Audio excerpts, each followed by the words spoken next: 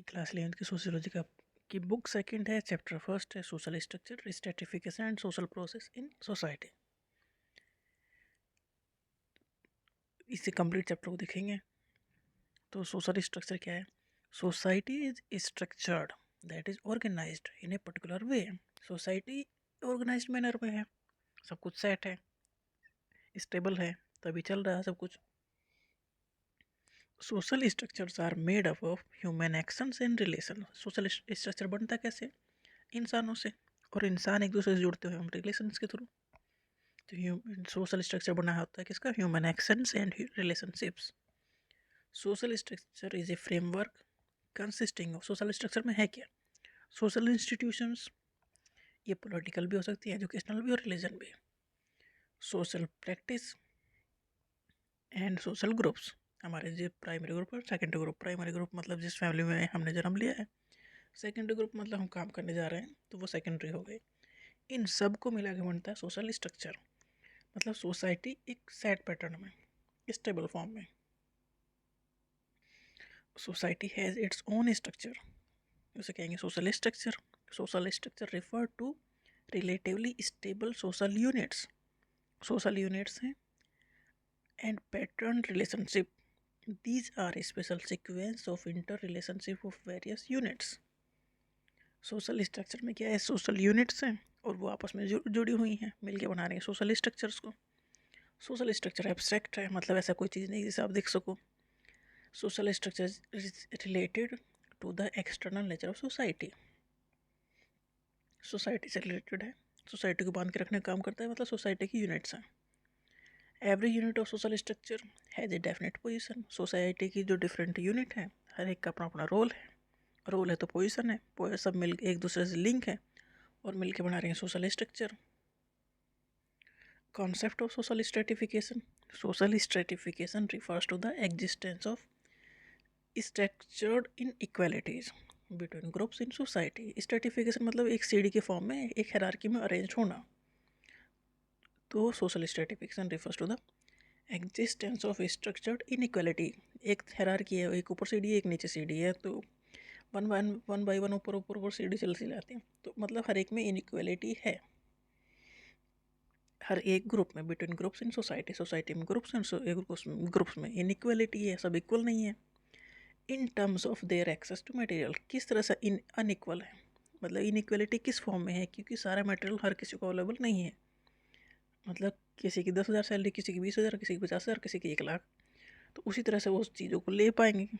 तो हर चीज़ तो कोई नहीं 10,000 वाली सैलरी वाला वो बड़ी महंगी गाड़ी नहीं ले पाएगा, तो वो एक्सेस नहीं है उसके पास उस चीज़ों का। तो स्ट्रेटिफिकेशन मतलब सोसाइटी में जो लोग हैं, जो ग्रुप हैं, वो उनका लिमिटेड एक्सेस है मटेरियल के लिए, हर किसी को हर चीज़ अवेलेबल नहीं है। मतलब एक सीढ़ी के फॉर्म में सब सेट हैं और जिसकी जितनी पहुँच वो उतनी चीज़ें ले पा रहा है, यही स्ट्रेटिफिकेशन है। In this system individuals and groups get high और लो पोजीशन। स्ट्रेटिफिकेशन है मतलब हायरार्की है, मतलब एक सीढ़ी की तरह है, तो किसी कोई हाई पोजीशन पे होगा, कोई लो पोजीशन पे होगा। Social stratification is a system of differentiation which include hierarchy of social position. Social stratification क्या है? एक सिस्टम ऑफ डिफरेंशिएशन है जिसमें होता है क्या? Hierarchy of social position. जो हायरार्की है वो किस चीज़ की? सोशल पोजीशन की। सोसाइटी में हमारी पोजीशन क्या है? हुज ऑक्यूपेंट, अब पोजीशन है, पोजीशन पे कोई ना कोई होगा, तो जो होगा वो उसे कहेंगे occupant. Are treated as superior, equal और inferior relative to one another. मतलब हायरार्की है, हायरार्की मतलब सीढ़ी है, सीढ़ी की तरह मानो, ठीक है। तो सीढ़ी पे हर एक सीढ़ी की अपनी एक पोजीशन है, हर एक पोजीशन को रखने वाला एक इंसान है, तो कोई किसी का सुपीरियर है, कोई किसी का इन्फीरियर है, कोई इक्वल होंगे। किसके फॉर्म में, किसके उसमें? एक दूसरे के कंपेरिजन में कोई सुपीरियर है, कोई इन्फीरियर है। ये सोशल स्ट्रेटिफिकेशन है। कास्ट सिस्टम क्या है? सोशल स्ट्रेटिफिकेशन का caste system is a form of social stratification. Caste system is a social stratification system. Caste is a system in which an individual's rank and its accompanying right and obligations is ascribed on the basis of birth into a particular group. Caste का मतलब ये है कि आपने जहाँ जन्म लिया तो कुछ राइट्स और कुछ ऑब्लिगेशंस आपके पास जन्म से ही हो गए। मतलब अगर बड़ी जाति में जन्म लिया तो बहुत सारी चीज़ें आपको वैसी मिल गई, मान सम्मान ये सब, और नीची जाति में जन्म लिया तो मान सम्मान अपना ऐसे ही ख़त्म हो गया। मतलब जो जन्म से ही चीज़ें मिले वो कास्ट है। कास्ट एक सिस्टम है इन विच इंडिविजुअल्स की जो रैंक है या जो उसके राइट्स या ऑब्लिगेशंस है वो बाय बर्थ मिलते हैं। इज एस्क्राइब्ड, एस्क्राइब्ड मतलब बाय बर्थ, किसकी बेस पे? On the basis of birth into particular group. जिस ग्रुप में जन्म लिया उसके जो अधिकार हैं वो सब आपको मिलेंगे। A caste is merely a rigid social class into which members are born and from which they can withdraw or escape only with extreme difficulty। Caste एक ऐसी सोशल क्लास है जिससे निकलना नेक्स्ट टू इम्पॉसिबल है। मतलब आप अपनी cast नहीं छोड़ सकते, बहुत डिफ़िकल्ट से छोड़ना, इससे विड्रॉ करना, इससे भाग जाना एक्सट्रीमली डिफ़िकल्ट है। Caste system control the activities and regulate the relations of its member. Caste system मतलब कास्ट कोई चीज़ थोड़ी है, लोगों का ग्रुप है, तो आपको वो उसी उसमें रखेगा। तो कास्ट सिस्टम कंट्रोल करेगा हमारी एक्टिविटीज़ को, और सब सोचेंगे ना ये कास्ट से बाहर चीज़ काम नहीं करनी चाहिए, वो सब चीज़ इसमें होंगी। Caste is that extreme form of social class organization in which the position of the individual in the status hierarchy is determined by descendant birth।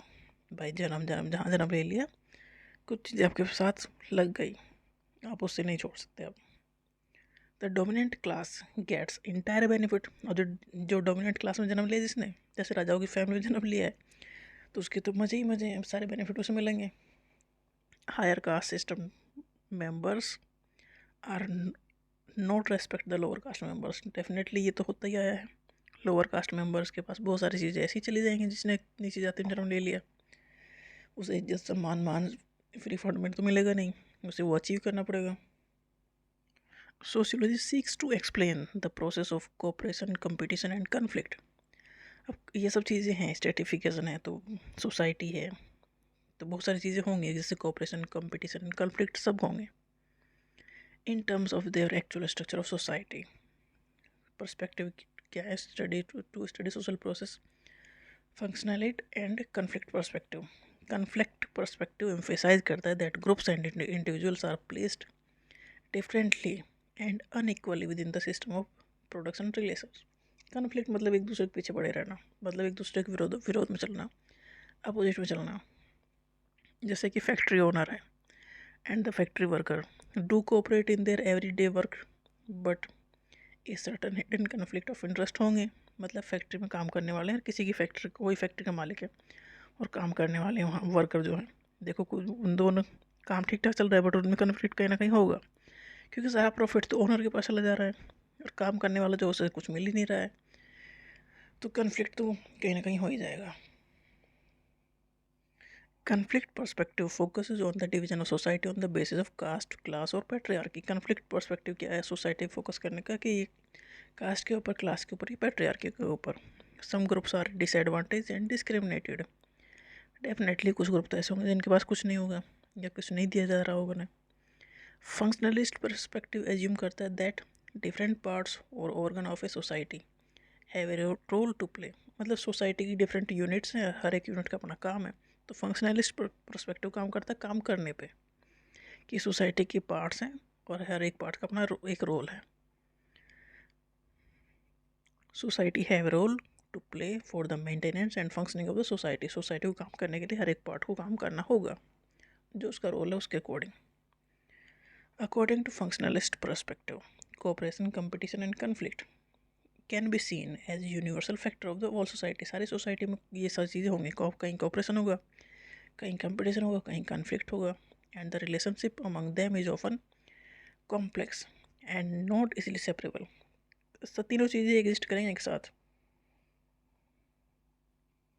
Cooperation refers to the continuous and common effort. Cooperation है क्या? Common effort of two और more than two individuals.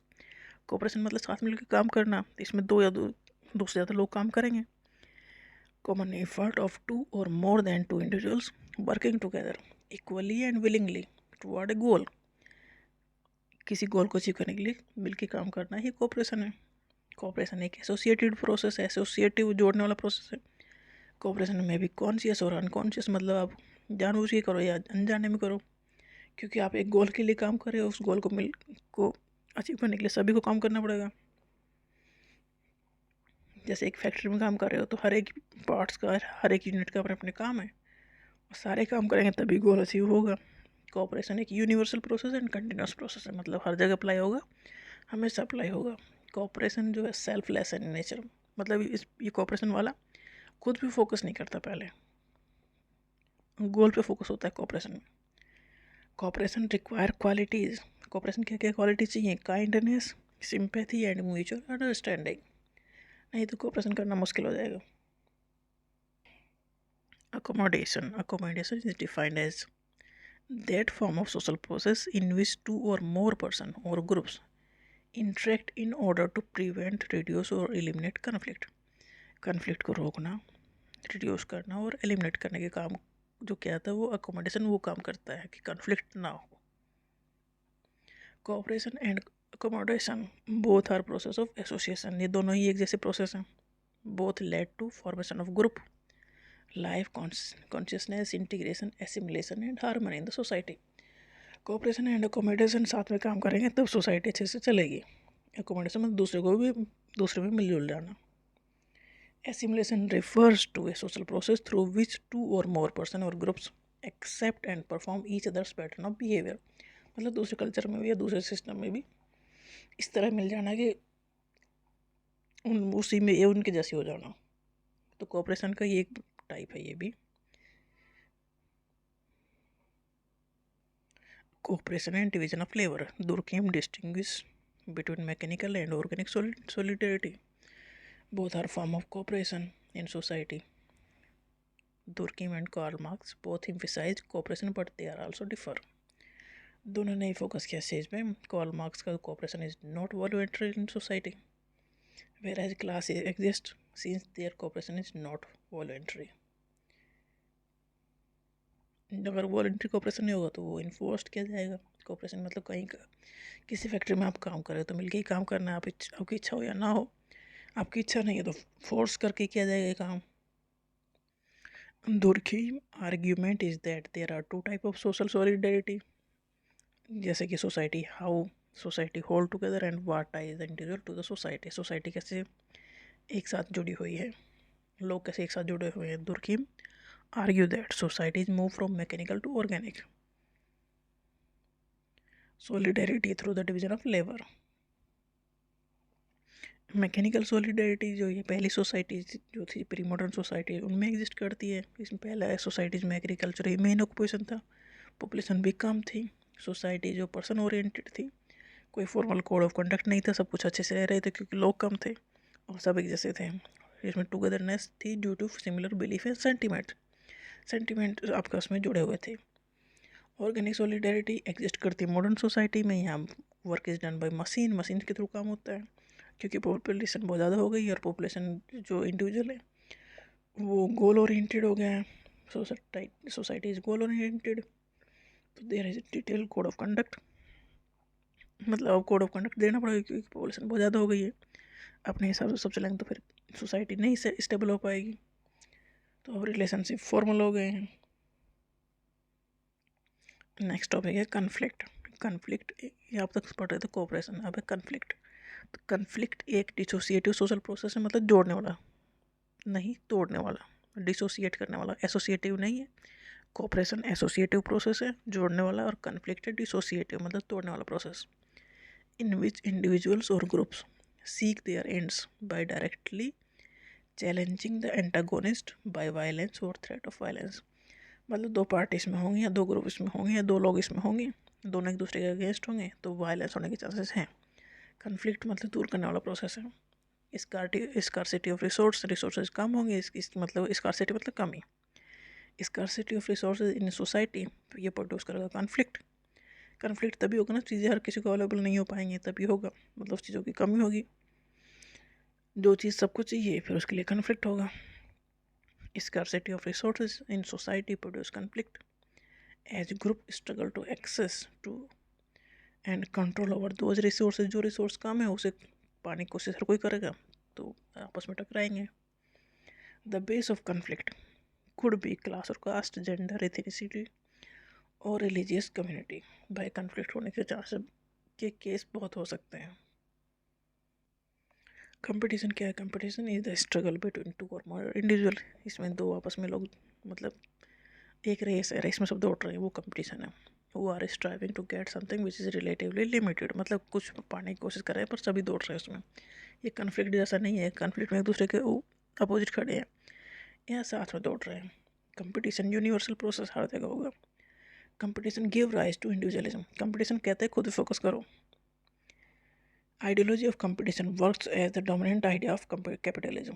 Capitalism भी तो खुद भी focus करता है, मतलब हम प्रॉफिट कैसे कमाएं, तो कंपटीशन वही काम करता है कैपिटलिज्म में, या कैपिटलिज्म वाला का बेसिक आइडिया कंपटीशन है। कैपिटलिज्म मतलब ओनर, फैक्ट्री ओनर या कुछ पैसे वाले businessman type.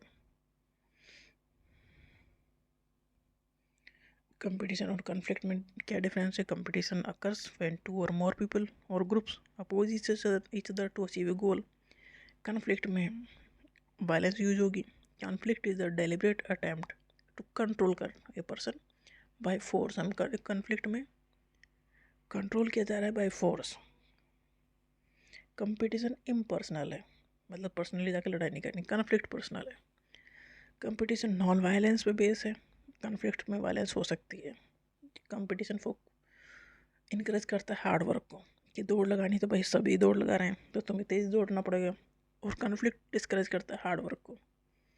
Competition continuous process है, कन्फ्लिक्ट तो कंटिन्यूस प्रोसेस नहीं हो सकता, होना भी नहीं चाहिए।